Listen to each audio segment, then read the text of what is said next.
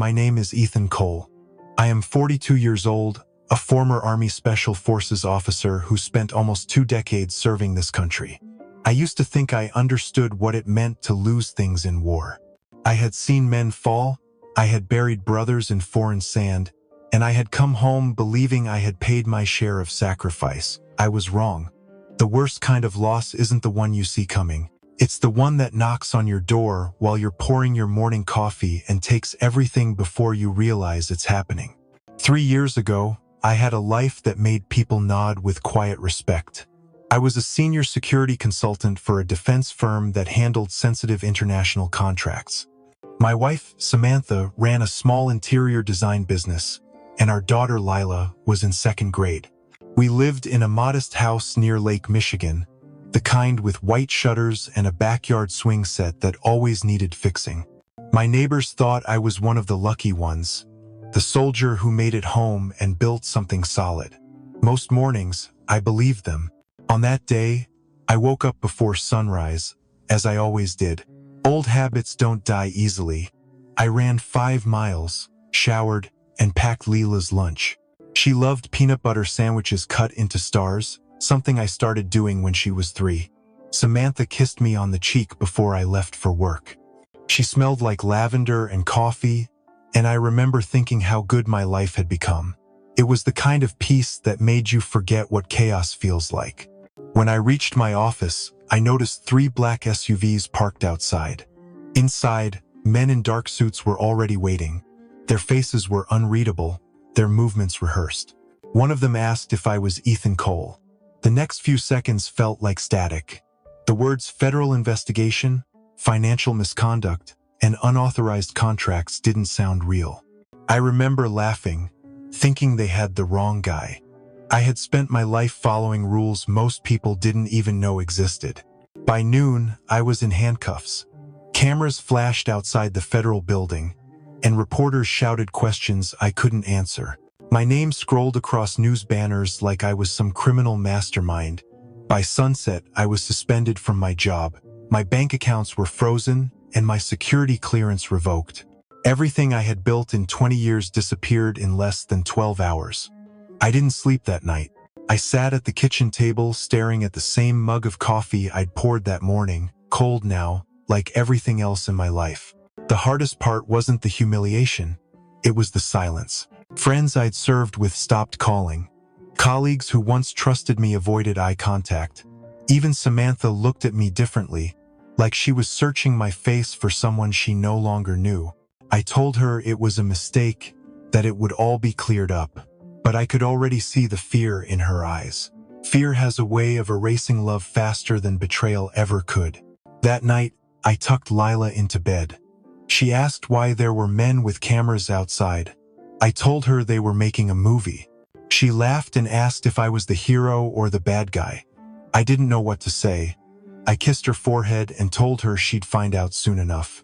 I wish I'd been wrong. By the end of that week, the story spread across every major network. A decorated veteran turned criminal, accused of manipulating defense contracts for personal gain. The company denied knowing anything. My lawyer said to stay quiet, to let the process play out. But silence can sound a lot like guilt when the world wants a villain. When I walked out of the federal building for the last time, I wasn't Captain Cole anymore. I wasn't even Ethan Cole, the family man. I was just a name that people whispered with disappointment. I had faced ambushes and bombs overseas, but nothing prepared me for this. You expect enemies in war, you don't expect them at home. That was the day I learned how quickly a man can fall. One morning, you wake up proud of the uniform you wore. By nightfall, you're wondering how to convince your own daughter you're not the monster on TV. That day didn't just take my career. It took the version of myself I had spent a lifetime building. And in its place, it left a question I still ask every night before I close my eyes. How does a man rebuild when the world has already decided he's destroyed? I served in the Army for nearly 20 years, most of that time with Special Forces. My last deployment was in northern Syria, where my team got ambushed during a routine supply run. I still remember the heat, the dust, and the way the radio went dead just as the first shots rang out. We were outnumbered 3-1. I called the shots that got my men behind cover and out of the kill zone. One of them, Ramirez, caught a bullet in the leg, and I carried him 2 miles under fire to the extraction point. They gave me a medal for that. The guys said I saved them, but I never thought about it like that. I just did what we were trained to do. What mattered was that we all came home. After I retired, I took a job as a security consultant. I knew the terrain, the threats, and how to protect high-risk clients in unstable regions. The money was good, 6 figures, clean suits, black cars, and hotel rooms with city views.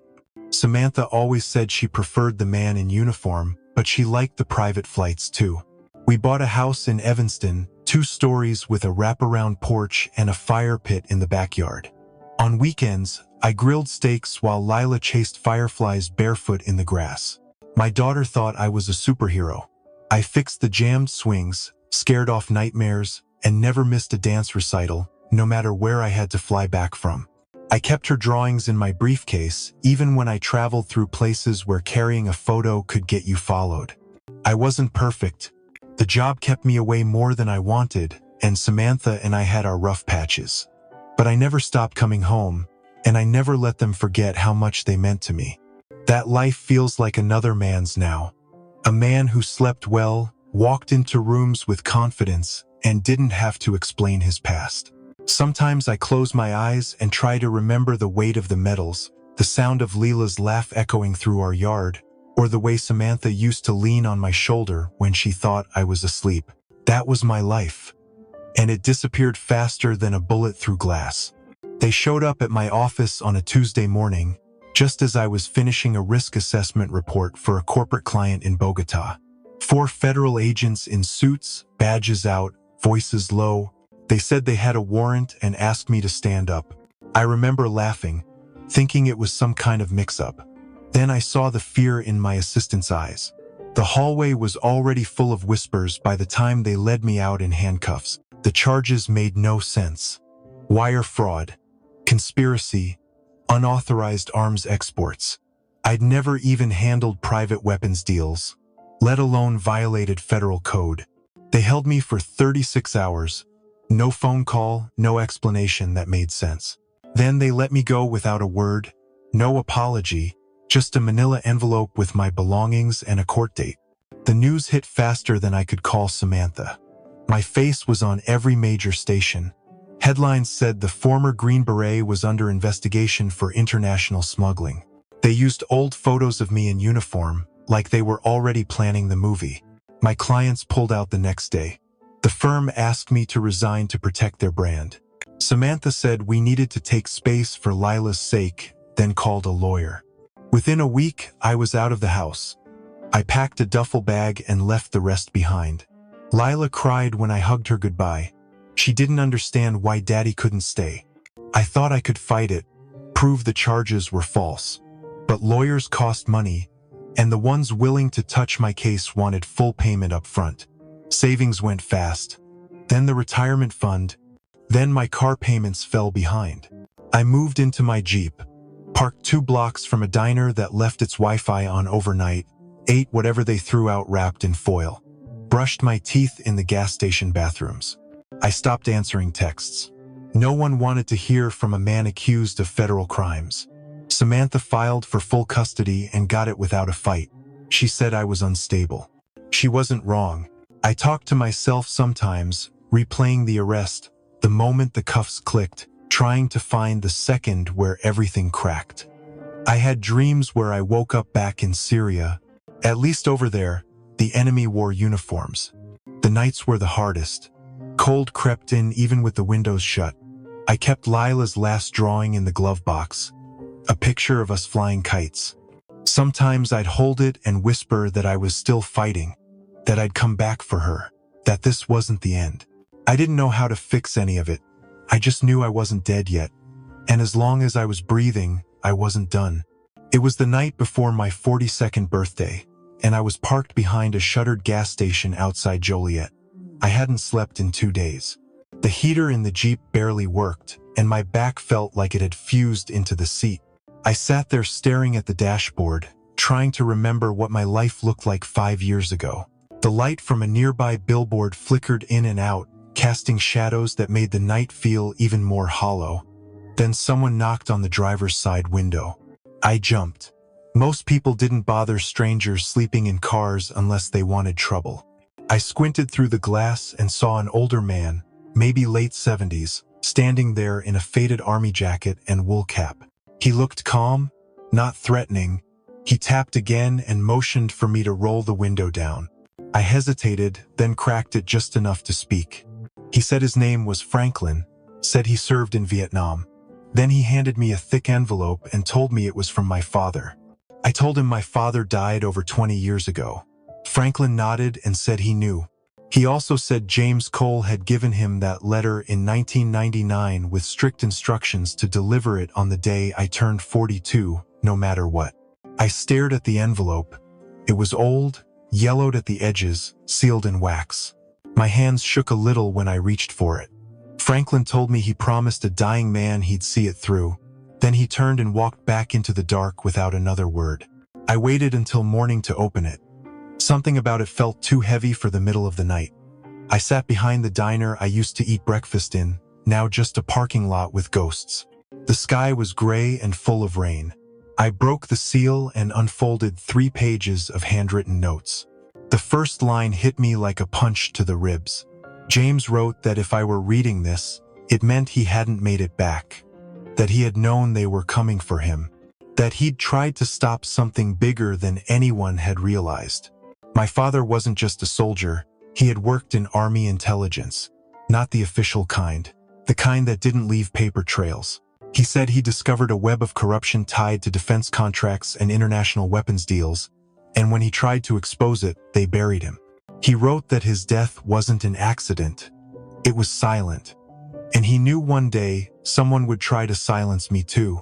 That's why he left me a way to finish what he started. He talked about encrypted files, names, dates, and bank accounts. But what got me the most wasn't the data, it was the way he signed the letter. Like a father, not a spy. He told me I'd spent my life serving the country, and now it was time to serve the truth. There was a line in the middle that I read 10 times. He said, "They might take your name, your home, your career, but if they don't take your purpose, they haven't won." I folded the letter slowly, my fingers cold and trembling. In that moment, I realized my father had never really left me. He'd been planning for this, preparing me, trusting me to carry something bigger than either of us. I looked around the empty lot and felt something shift in my chest. For the first time in months, I didn't feel lost. I felt chosen. Not by fate, not by chance, but by a man who knew the fight would one day reach his son. I didn't know how yet, or what it would cost. But I knew this wasn't over, not by a long shot. The letter came with a key and a P.O. box address in New Mexico. I drove across 3 states in silence, thinking of every birthday I spent without him, every question I never got to ask. When I arrived, the box held a weathered metal case, cold and heavier than it looked. Inside were 2 flash drives, 3 notebooks, and a small velvet pouch. One of the notebooks was labeled Field Logs 1992, 1999. His handwriting filled every page, neat but intense, like he had written with a purpose and no time to waste. The files were encrypted, deep military-level encryption. I knew right away I wasn't the one to break it. That's when I remembered Carla Reyes. She served with me on a joint task force in Kandahar, running ops coordination and cybersec. She owed me one after I pulled her out of a base attack in 2008. I found her in Phoenix, managing a small IT firm that handled firewalls for nonprofits. When I showed her the case, she didn't ask why. She just said, "Give me 3 days and a strong cup of coffee." We set up in her garage, computers humming through the night. What she uncovered changed everything. One folder was titled Project Dominion. Inside were receipts, payment trails, and internal memos, all connected to Blackwell Strategic Systems. A name I hadn't heard since I got forced out. Blackwell had buried millions in illegal arms sales through shell companies. My father had been tracking them before I even enlisted. There were signed contracts, redacted CIA logs, and a document listing targets for disinformation campaigns. My name was on it. They had set me up long before the charges hit. Franklin's delivery hadn't been a gift. It was a fuse, and now it was burning fast. Carla kept digging, tracing links between Blackwell and several politicians, some still sitting on defense committees. One memo suggested my father had threatened to testify in '99. A week later, his car exploded outside Quantico. We sat in the glow of her laptop, the garage hot with tension and hard truth. Carla looked at me and said, "This goes deeper than either of us thought." I didn't answer. I just kept flipping through my father's notebook, page after page of codes, names, dead drops. He hadn't just collected data. He'd built a roadmap. He left instructions, tools, leverage. A plan to bring them down from the inside. There were moments I wanted to walk away. What could one disgraced vet and a garage hacker do against a billion-dollar defense giant? But I saw my daughter's drawing every time I closed my eyes. I saw the look on my father's face in an old photo, one where we stood in uniform outside Fort Bragg. This wasn't just about clearing my name anymore. This was about honoring the man who tried to stop a monster and got buried for it. About finishing a mission he'd been forced to hand off in silence. I asked Carla if she could keep going. She said yes, but warned me that once this started, there was no stepping back. I told her that part of me died the day they dragged me out in cuffs. The man who walked away from that garage wasn't running anymore. We had names. We had proof. And we had nothing left to lose. The clock was ticking, and I was done waiting. We started small. A single document leaked to a military watchdog blog under an anonymous tip. It was an old invoice from Blackwell, routed through a non-existent logistics firm with payments to a name connected to the Middle East arms black market. Within 48 hours, the post got picked up by independent reporters who'd been waiting for something to crack. Carla and I watched the shares climb from a back room of an abandoned fire station. We used prepaid phones, burner laptops, and aliases that changed by the week. The next file showed that Blackwell had bribed 2 Department of Defense officials to fast-track illegal drone exports. Carla embedded GPS data and timestamps to prove authenticity. We fed it to a journalist who'd been blacklisted for asking too many questions. It aired in a 3-minute segment at midnight. 2 hours later, our location was pinged. We barely made it out before an unmarked SUV pulled into the lot. From that point on, we moved every 3 days. Threats started trickling in. Emails with no sender, photographs of us at gas stations. A voicemail played my daughter's school bell. Carla wanted to pull back. I said we couldn't. Not yet. We were getting too close. Each leak hit harder than the last. Whistleblowers from inside Blackwell began reaching out through encrypted forums. One of them, a woman named Janelle, handed us video evidence of a false flag op in Africa. It showed Blackwell staging an ambush, then blaming the insurgents to secure new contracts. That footage changed everything. It was ugly, real, and undeniable.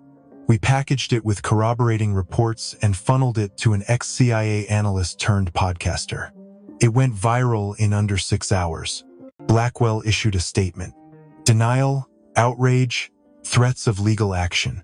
But cracks were showing. Shareholders started selling. The CEO canceled a speech at the Pentagon. Carla and I watched the empire shake from a motel room outside Flagstaff. I started sleeping again, not much, but deeper. I looked in the mirror and saw the man I used to be. Not the soldier, not the consultant, but someone who still had a mission, who still had fire in his chest. One night, Carla asked why I was really doing this. I told her about my father's letter, about the line that said purpose can't be taken, it has to be surrendered. I told her I wasn't surrendering anything. We tracked a financial trail to a Cayman account under a shell company called Orbis Industries. It tied 3 U.S. senators and 2 Blackwell board members to illegal weapons trades. We printed the files and mailed them to every journalist who'd covered my fall. A week later, an investigative series aired across 3 networks. One headline read, "Decorated veteran was set up by defense giant." I watched it in silence. Not for myself, for my father, for Lila. I still carried her drawing in my pocket, the one with the kites. It reminded me why I started this, and why I couldn't stop. They tried to erase me, tried to bury the truth with my name, but they forgot something. You can't destroy a man who has already lost everything, and who finally found what was worth fighting for. The courtroom was quiet when I took the stand. Every seat was filled. Reporters lined the back wall, and cameras waited outside like vultures in the Sunday. I looked across the room and saw Carla nod once from the front row.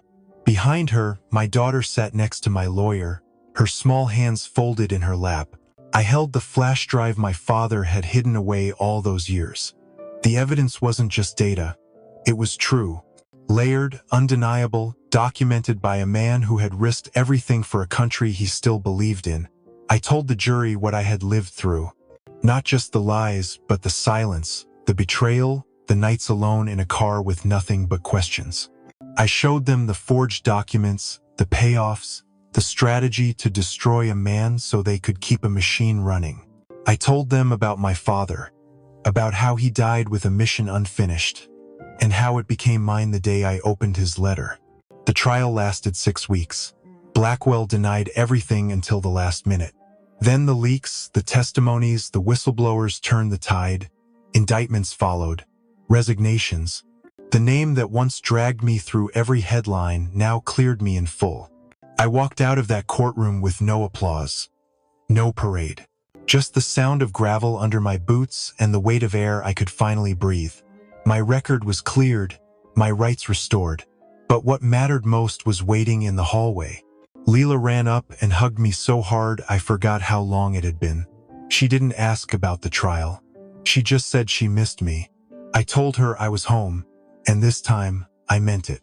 Months later, I took a teaching position at a military academy in the Rockies.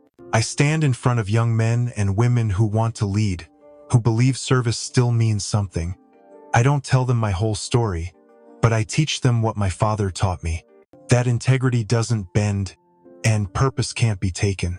I used the settlement money to start a scholarship in my father's name, for the children of intelligence officers who gave everything without ever being thanked. It's not justice, but it's a beginning. People still ask if I'm angry. Sometimes.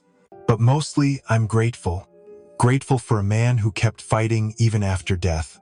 Grateful for a daughter who saw me even when the world didn't.